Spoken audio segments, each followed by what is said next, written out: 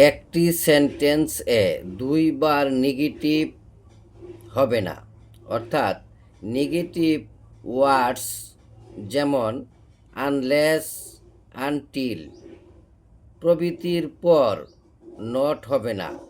তো একটি সেন্টেন্সে দুইবার নেগেটিভ হবে না, অর্থাৎ নেগেটিভ ওয়ার্ডস যেমন আনলেস, আনটিল ইত্যাদির পর নট হবে না। ইত্যাদির পর কি হবে না? নট হবে না। কারণ আনলেস এটা একটা নেগেটিভ ওয়ার্ড এবং আনটিল এটাও একটা নেগেটিভ ওয়ার্ড এবং নটও নেগেটিভ ওয়ার্ড, অর্থাৎ দুইবার হবে না, একবার ব্যবহার করতে হবে। অর্থাৎ আনলেস থাকলে সেন্টেন্সের ভিতরে নট ব্যবহার করা যাবে না, আনটিল থাকলে সেন্টেন্সের ভিতরে নট ব্যবহার করা যাবে না। যেমন এখানে একটা ইনকারেক্ট সেন্টেন্স দেওয়া আছে, unless you do not work hard you can not prosper in life. এখানে দেখা যেতেছে আনলেস, আনলেসের পরে কি দেওয়া আছে? আনলেসের পরে আবার এখানে ডু নট ব্যবহার করা হয়েছে। আনলেসের পরে এখানে ডু নট ব্যবহার করা হয়েছে। তা আনলেস একটা নেগেটিভ ওয়ার্ড, এখানে ডু নটও নেগেটিভ অর্থে ব্যবহৃত হয়েছে।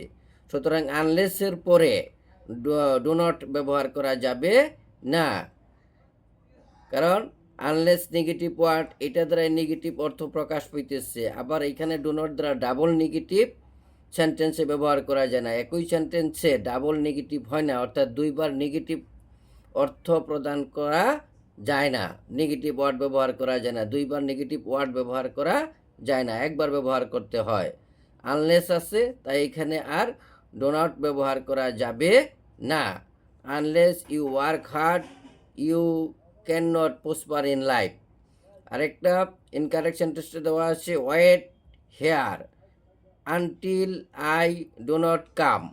এখানে আনটিল একটা নেগেটিভ ওয়ার্ড এবং আনটিল নেগেটিভ ওয়ার্ড, এরপরে আবার দেওয়া আছে কি ডো নট।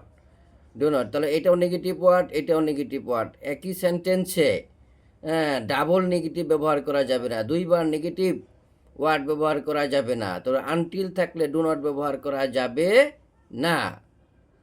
তখন আমাদেরকে কারেক্ট করে লিখতে হবে wait here until I come, অর্থাৎ ডু নট আর ব্যবহার করা যাবে না। অর্থাৎ একই সেন্টেন্সে দুইবার নেগেটিভ ওয়ার্ড ব্যবহার করা যাবে না।